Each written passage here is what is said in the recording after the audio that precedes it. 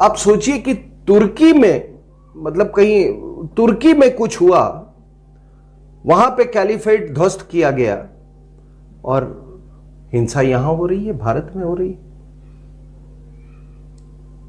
तो ग्लोबल जिहादिज्म तो उस समय से है। और अंबेडकर साहब ने भी ये जो writings and speeches of doctor B R Ambedkar volume 8 में पूरा जिक्र किया हुआ है कि किस तरीके से उन्होंने जो कहर ढाला वहां के हिंदुओं के बारे में। और ये जो जय भीम और जय मीम की जो बातें करते हैं, थोड़ा अंबेडकर साहब को आप पढ़ लीजिए। बिल्कुल क्लैरिटी थी उस आदमी के माइंड में, बिल्कुल क्लैरिटी थी। कहां केरला, कहां टर्की, भुगतने वाला कौन, हिंसा किसके ऊपर, तो हिंदुओं के ऊपर में। हेलो दोस्तों, सीरिया का नाम आते ही आपके मस्तिष्क में एक तस्वीर कौंधती है जिसमें बहुत सारे लड़ाके आईएसआईएस का काला झंडा, इस्लामिक स्टेट का काला झंडा लेकर के जिहाद के नाम पर मासूमों को, आम लोगों को, आम शहरियों को, सैनिकों को बेरहमी से अल्लाह के नाम पर कत्ल करते हुए दिखाई देते हैं। इस भयावह, नृशंसतम और क्रूरतम कृत्य को अंजाम देने वाले लोगों में आप जानते हैं कि भारत से भी बहुत सारे लोग गए थे जिन्होंने अपनी सेवाएं आईएसआईएस को दी थी।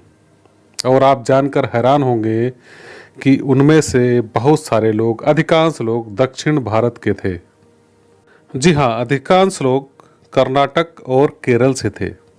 हमें अक्सर बताया जाता है कि देश के बंटवारे के वक्त हिंदू मुस्लिमों में दरार पड़ी, जबकि 1921 यानी आज़ादी से 26 वर्ष पूर्व, जब पाकिस्तान या बंटवारे की कोई बात ही नहीं थी, देश के बंटवारे की कोई बात नहीं थी, तब भी मोपला मुसलमानों ने बड़ी तादाद में 3 से 5 हजार हिंदुओं का बेरहमी से कत्ल कर दिया और लाखों हिंदुओं को पलायन के लिए मजबूर कर दिया।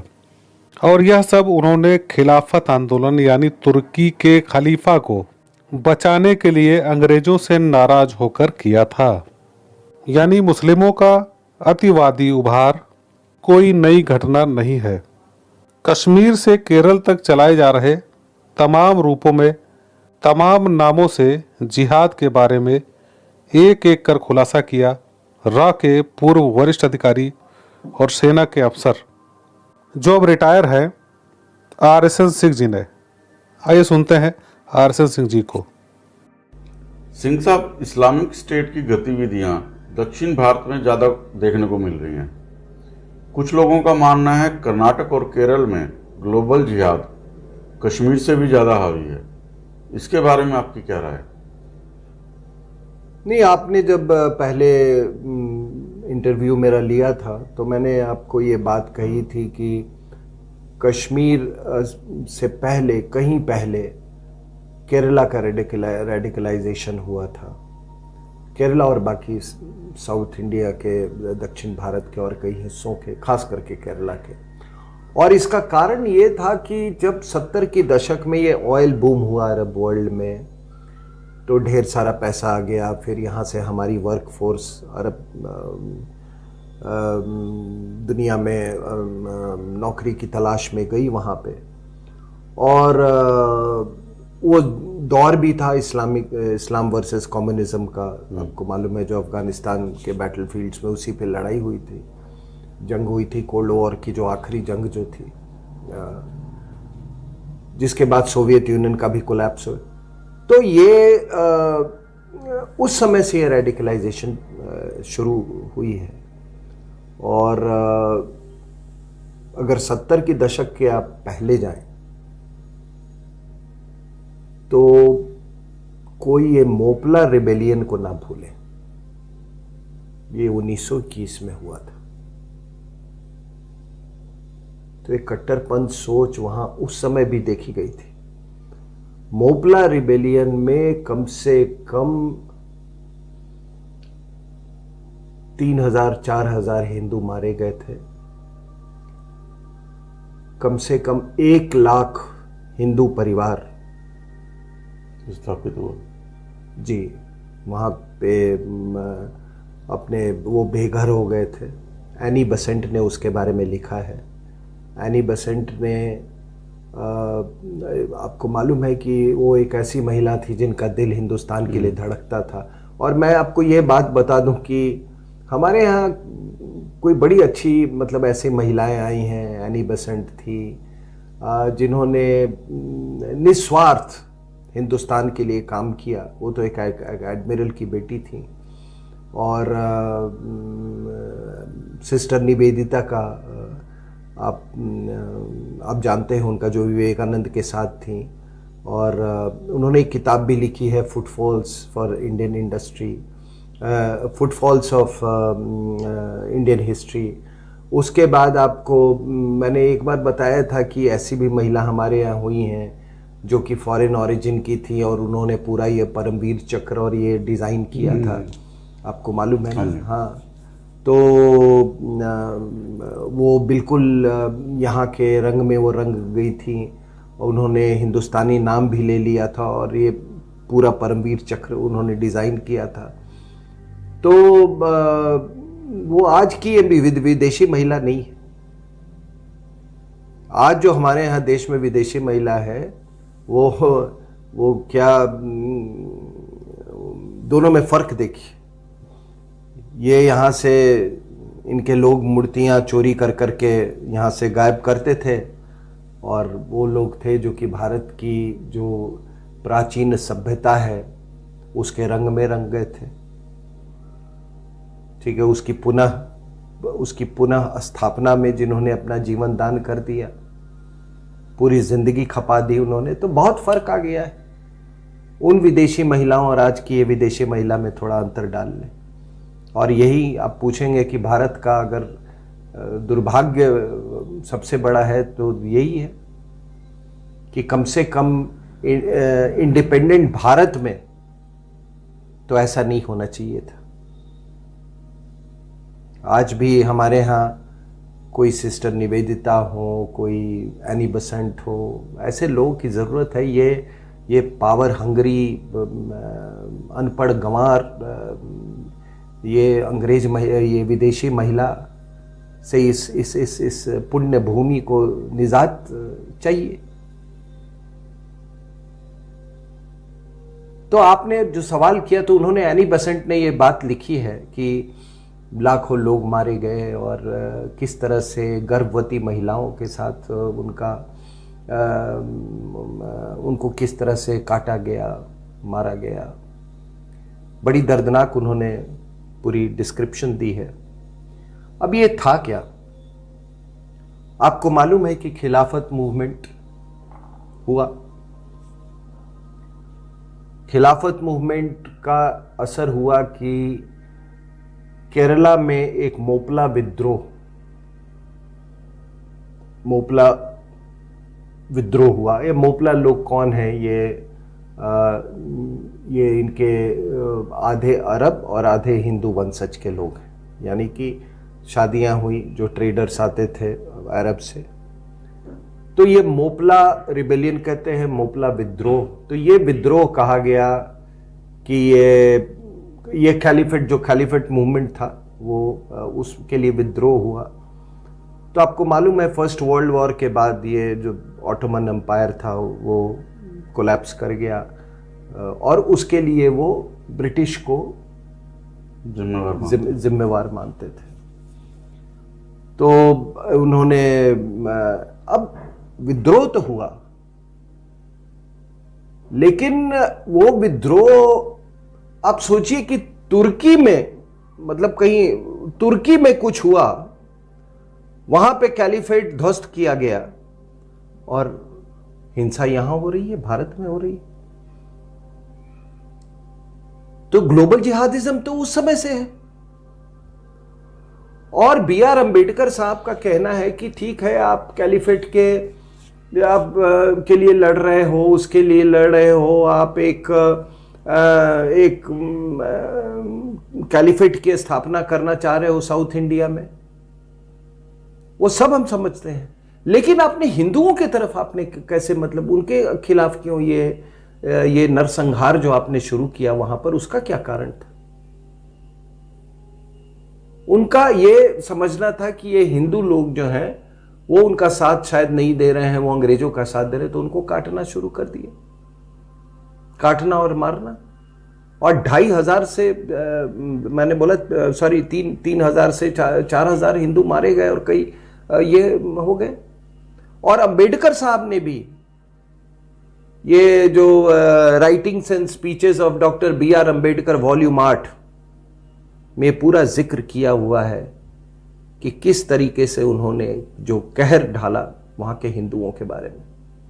और ये जो जय भीम और जय मीम की जो बातें करते हैं, थोड़ा अंबेडकर साहब को आप पढ़ लीजिए, बिल्कुल क्लैरिटी थी उस आदमी के माइंड में, बिल्कुल क्लैरिटी थी। उन्होंने कहा कि किस तरह से आर्सन, लूट जो आपने अभी बेंगलुरु में देखा ना, उसका भी कहीं विभत्स रूप उस समय देखने को मिला।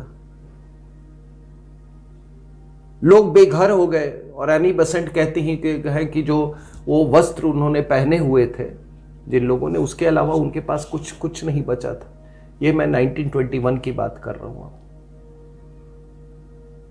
अब इसके बारे में आपको तो कहा जाता है कि गांधी जी ने कैलिफेट मूवमेंट को सपोर्ट किया, लेकिन ये वाला पहलू आपको कभी नहीं बताया जाएगा कि उस कैलिफेट मूवमेंट में क्या हुआ था। आज एक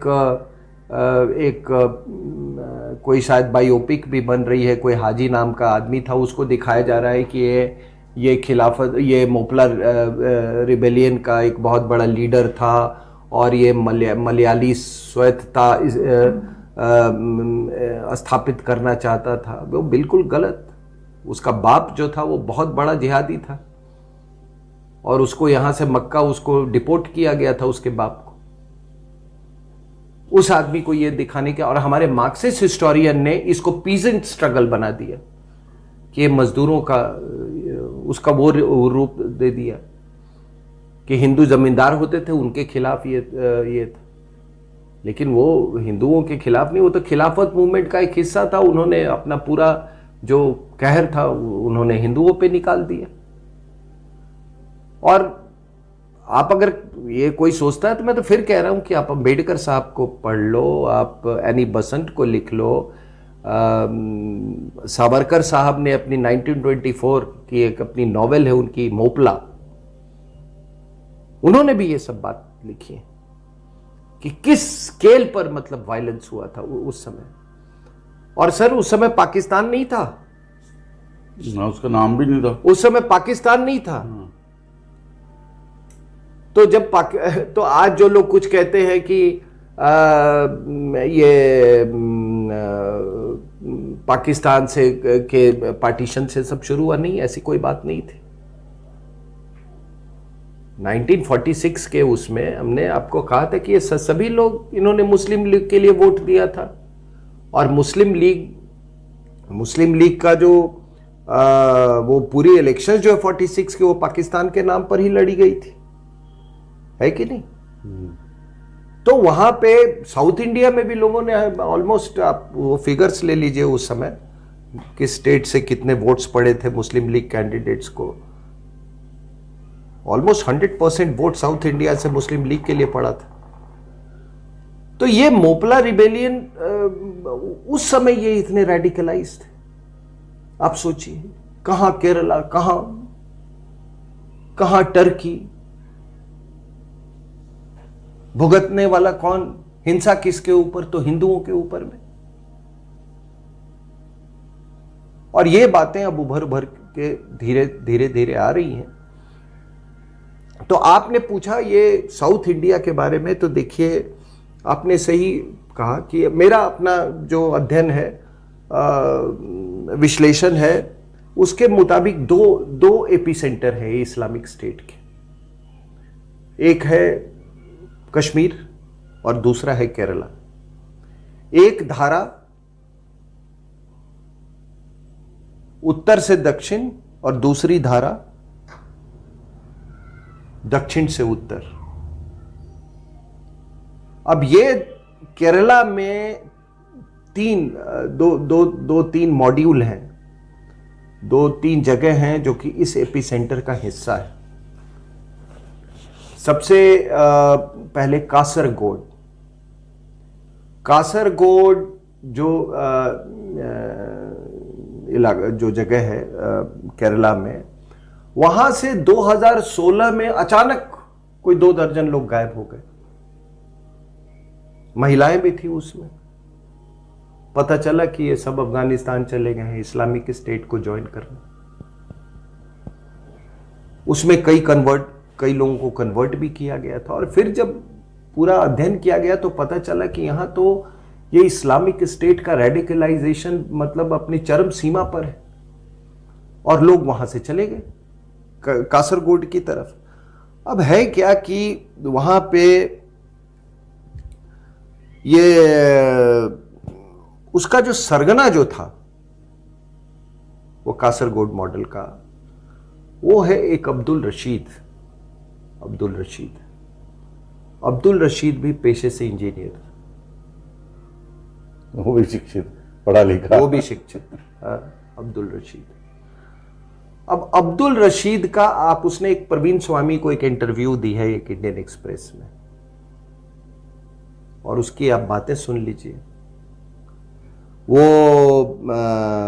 क्या क्या बोलता है। उसने कहा, कुछ बातें मैं आपको बता रहा हूं कि उसने कहा कि देखिए, पहली बात कि इस्लामिक स्टेट, वो इंटरव्यू में कह रहा है कि इस्लामिक स्टेट जिस गति से फैल रहा है उसका आप अंदाजा भी नहीं लगा सकते हैं हिंदुस्तान का।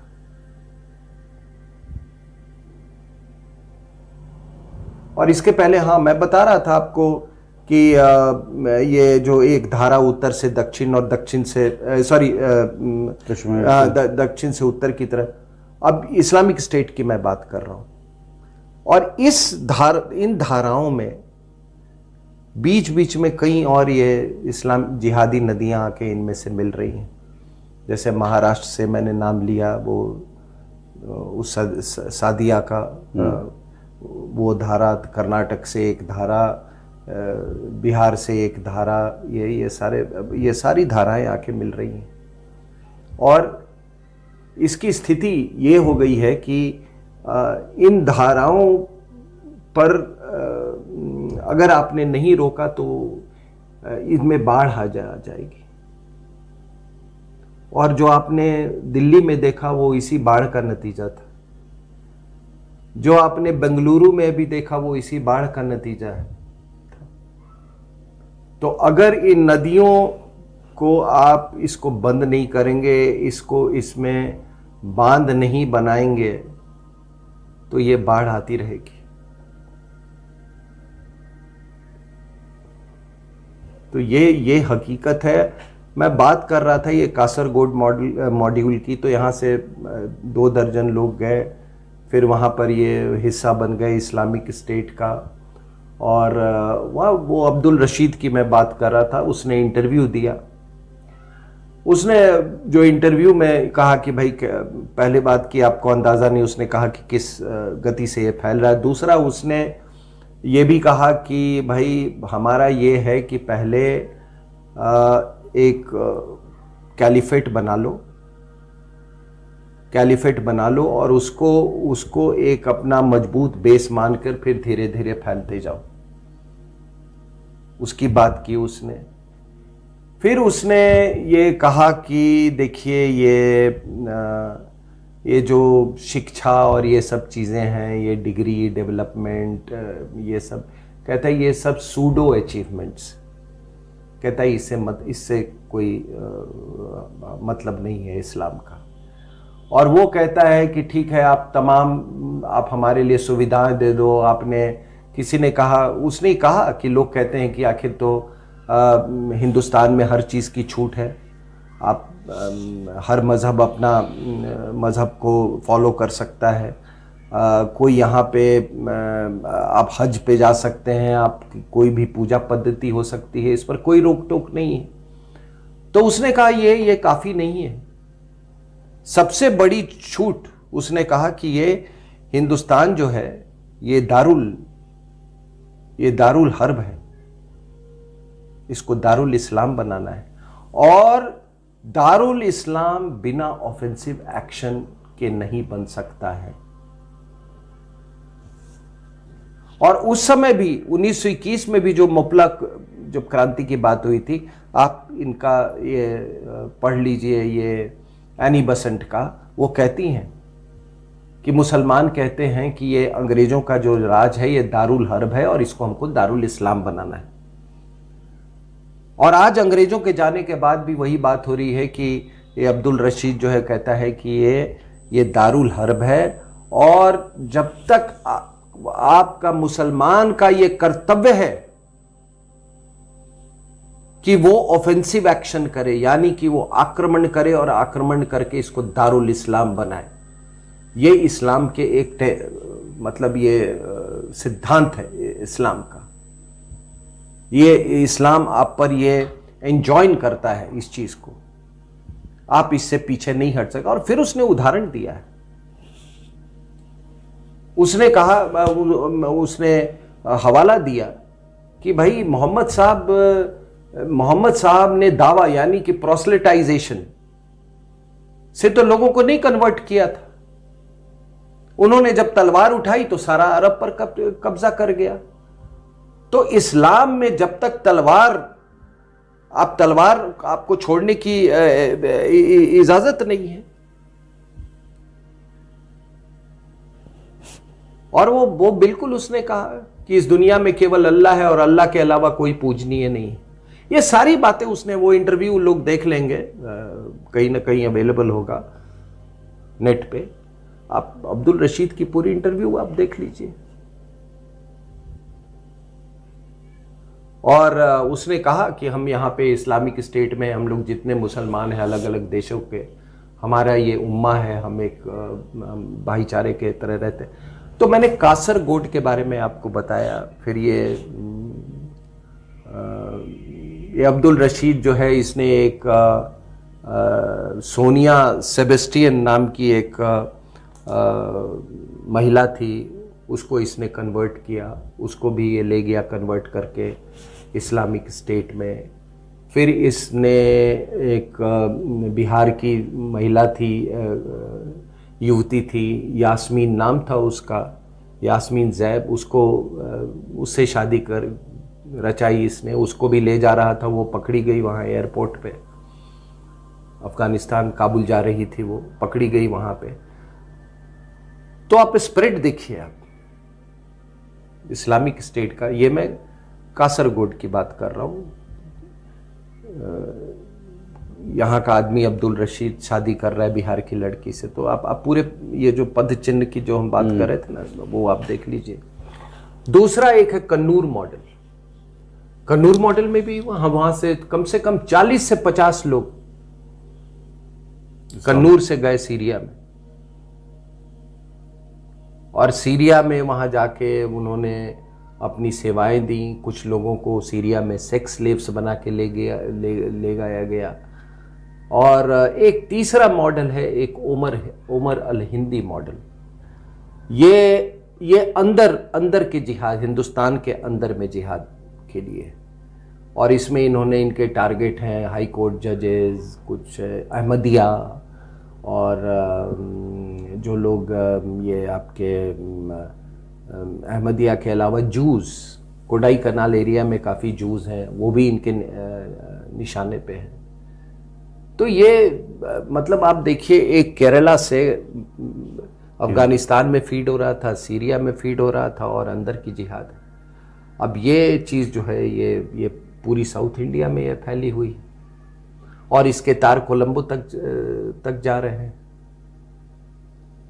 तो ये केरला और कश्मीर, ये दो एपी सेंटर्स हैं। और इसीलिए आप देख रहे हैं किस तरीके से, जो मैंने उदाहरण दिया कि दिल्ली में आके वो जहां जैब जो था और वो हिना बेग, और किस तरीके से इन लोग का ये हो रहा है। ये दो धाराएं हैं, उत्तर से दक्षिण, दक्षिण से उत्तर, और ये पूरब और पश्चिम दोनों तरफ से ये नदियां जो आके हैं वो मिल रही हैं। और उसी का हमने ये देखा। और ये आपको बता दें जो कन्नूर मॉडल है, ये इसमें इसके साथ पीएफआई का बड़ा एसोसिएशन है, popular front of India. Popular front of India directly indirectly एक पहले तो अल कायदा का हिस्सा है और इसके तार इस्लामिक स्टेट के साथ भी जुड़े हुए हैं। तो ये बेंगलुरु में जो देखा, कन्नूर मॉडल में इनका बहुत बड़ा वर्चस्व है, पॉपुलर फ्रंट ऑफ इंडिया का। यही लोग वहाँ रेडिकलाइजेशन करते हैं, यही इन्हीं लोगों ने बेंगलुरु किया और इन्हीं लोगों ने दिल्ली में आपके दंगे करवाए। तो ये इसका स्प्रेड है और ये कोई नई बात नहीं है। मैंने आपको बताया कि 1921 से केरला में ये हो रहा है, लेकिन 2 एपी सेंटर अगर आप देखें तो वो 2 एपी सेंटर है, कश्मीर और केरला। और इसमें कई और जो धाराएं हैं, जिहादी धाराएं हैं उसका, और बाकी आपने देखा हैदराबाद में भी लोग पकड़े गए और कई जगहों पे पकड़े गए जो कि इस्लामिक स्टेट ज्वाइन करने। लेकिन दक्षिण भारत में स्थिति गंभीर है। सब फैन चला जाना है। बाद में नेहरू जी के इतिहासकारों ने मोपला विद्रोह को गरीब मुसलमानों, मजदूर मुसलमानों का अमीर और जमींदार हिंदुओं के खिलाफ विद्रोह बताया। यानी जो कुछ हुआ था वो अमीर और जमींदार हिंदुओं के शोषण के चलते बगावत की वजह से हुआ था। आप अक्सर सुनते होंगे कि भटके हुए बेरोजगार नौजवान आतंकवाद की राह मजबूरी में चुनते हैं। लेकिन अगर आप इंजीनियर अब्दुल रशीद का नाम सुनेंगे, जो कि पेशे से इंजीनियर था और धनाढ़ पारिवारिक बैकग्राउंड से भी था, यानी उसका पारिवारिक पृष्ठभूमि भी आर्थिक रूप से मजबूत थी। उसने केरल और कर्नाटक से आईएसआईएस के लिए न केवल भर्तियां की, वरन एक व्यापक अभियान चलाया। एक पत्रकार से उसने अपने इंटरव्यू में कहा था कि भारत को हम दारुल इस्लाम बनाकर ही रहेंगे। और आप अंदाजा नहीं लगा सकते हो कि कितनी तेजी से हम भारत में इस्लामिक स्टेट को फैला रहे हैं। आईएसआईएस आतंकी अब्दुल रशीद ने अपने इंटरव्यू में यह भी कहा था कि भारत हमें कितनी भी सुविधाएं दे, चाहे जो कुछ कर ले, चाहे जितना बड़ा लोकतंत्र कर ले, चाहे जितनी सुविधाएं, नौकरियां, पढ़ाई लिखाई कर दे, लेकिन हमारा मिशन भारत को इस्लामिक स्टेट बनाना ही है। कुछ समय बाद ही अब्दुल रशीद अमेरिका के हवाई हमले में मारा गया और सीरिया में उसके समर्थक युद्धरत ग्रुप्स ने उसकी मृत्यु की पुष्टि भी की। आपको कैसा लगता है कि आपके पड़ोस में भोली भाली प्यारी शक्ल वाली कोई लड़की जो डॉक्टरी पढ़ रही हो, अचानक जो मेडिकल स्टडीज़ कर रही हो, अचानक उसका नाम सीरिया से, आईएसआईएस से विश्व मीडिया में कौनता है? अगर गंगा जमुनी तहजीब इस तरह की घातक विष बेलें पैदा कर रही है तो अब इसको यहीं रोक देना उचित है। अब आप और हम कर भी क्या सकते हैं कि जब सरकार की सुविधाओं पर, सरकार के खर्चे पर, सरकार के वजीफे पर कैरियर बनाने निकले मुस्लिम युवाओं को घर, परिवार, देश, समाज सब कुछ छोड़कर जिहाद के रास्ते में और 72 हूरों के लिए अपनी जान पर खेलना और दूसरों की जान लेना अच्छा लग रहा है, तो हम क्या कर सकते हैं सिर्फ सतर्क होने के अलावा। जब कोई व्यक्ति, कोई संस्था, कोई ग्रुप, कोई संगठन, कोई धर्म हमारे जीवन, हमारी संस्कृति, हमारे मूल्यों, हमारे राष्ट्र के लिए खतरा बन जाए तो प्रतिकार करना, संगठित प्रतिकार करना हमारा धर्म है और हमारा कर्तव्य है, नैसर्गिक अधिकार भी है। यह वीडियो बनाने का उद्देश्य सिर्फ इतना है कि आप सच से अवगत हो सकें। आपने श्रीमान RSN सिंह जी को सुना, आप उनके विचारों से सहमत हैं तो हमारे चैनल को शेयर करें, लाइक करें और सब्सक्राइब ज़रूर करें, ताकि आप आस्तीन में छुपे सांपों का सब सच जानते रहें और डसे जाने से पहले अपना बचाव कर सकें। मिलते हैं अगले अंक में, तब तक के लिए जय हिंद, जय भारत।